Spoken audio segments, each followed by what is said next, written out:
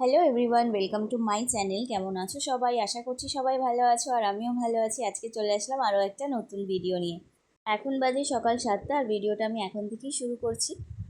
সকালে সমস্ত কাজবাজ সেরে নিয়ে রান্নাও হয়ে গেছে। আজকে আর রান্নাটা আমি তোমাদের সঙ্গে শেয়ার করিনি, কী রান্না করেছি সেটাই শুধু দেখাচ্ছি। কারণ আজকে রান্না করতে করতেই অনেকগুলো কাজ করছিলাম, সেই জন্যই আর রান্নাটা শেয়ার করিনি। আজকে করেছি ভাত, ডাল, ভেন্ডি আর আলু ভাজা আর ডিমের ঝোল। আজকে রান্নাবান্নাও খুব তাড়াতাড়ি হয়ে গেছে, 12টার মধ্যে সব হয়ে গেছে। তারপর খাওয়া দাওয়া করে রেস্ট নিয়ে চলে এসেছি ননদিনীর বাড়ি। আমরা সন্ধ্যাবেলায় বেরিয়েছি, মানে তোমাদের দাদাভাইয়ের অফিস থেকে আসার পরেই আমরা বেরিয়েছি। এগুলো হচ্ছে দিদিভাইয়ের বাড়ির নতুন গেস্ট। দিদিভাই বিড়াল খুব ভালোবাসে, সেই জন্য কোলে নিয়ে বসে আছে। আর এরা এখন একদমই ছোট, এরা যে ডাকছে সেই আওয়াজটুকুও পাওয়া যাচ্ছে না।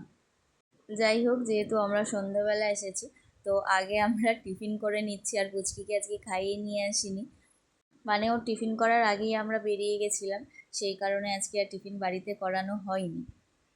আজকে টিফিনটা তাই পুকুর বাড়িতে এসেই হলো।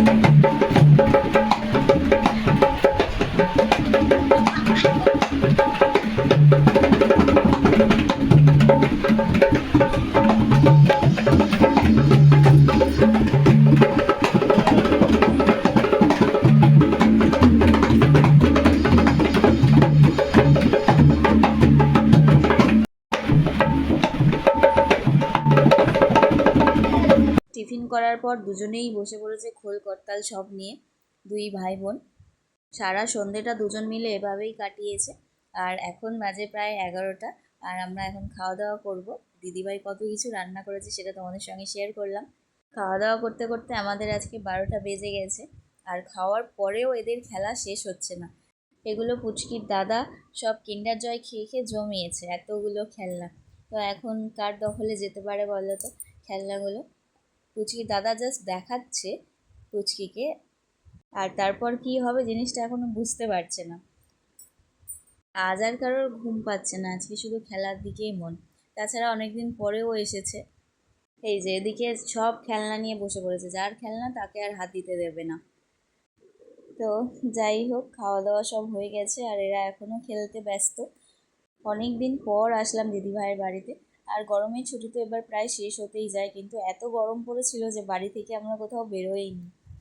এখনও গরম আছে, তবে মাঝে মাঝে বৃষ্টি হচ্ছে, ওয়েদারটা একটু ঠান্ডা একটু গরম, তো সেই কারণেই আসলাম।